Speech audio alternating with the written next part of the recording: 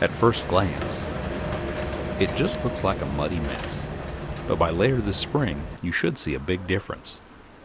Crews began working on this stretch of the Little Cole in January, working to improve the stream flow, stabilize some banks, and create a better stream ecosystem to help enhance the fishery. Long before I came to the DEP, some good people, some biologists and mining inspectors were looking at the river and determining how to help it. Multiple impacts have occurred out here, from pre-law surface mining to just your typical road construction. Construction of Corridor G had some impact on the river. So the biologists have been looking at it for years, trying to determine how to help the fish get back in the river and how to work with the sediment load that's in the river. Too much sediment from runoff and erosion can actually suffocate aquatic life in a stream.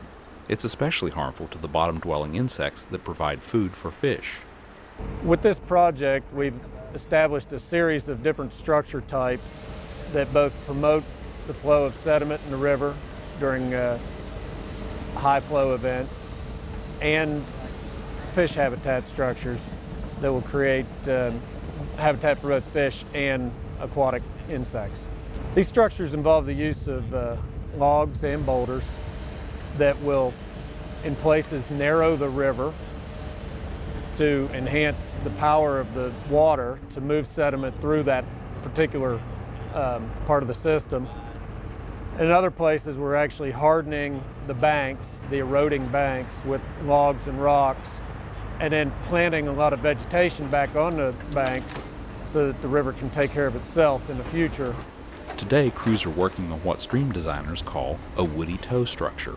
We dig down below the water surface into the bank that's eroding, and we bury large trees, root balls, big branches up to about the water level.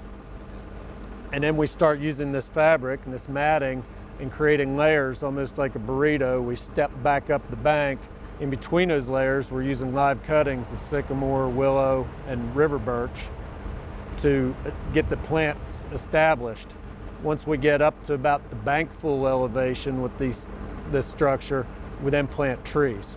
Not only does it prevent any more sediment load coming from that particular piece of bank, but it also stabilizes it enough that it will actually collect some sediment from the river during high water events. And once they're in place, change typically comes quickly.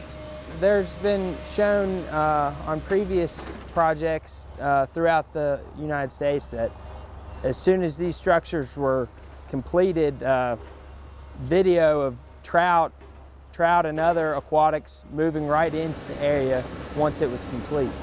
The $3 million project is expected to be completed in 2014. In Julian, I'm Mike Huff for Environment Matters.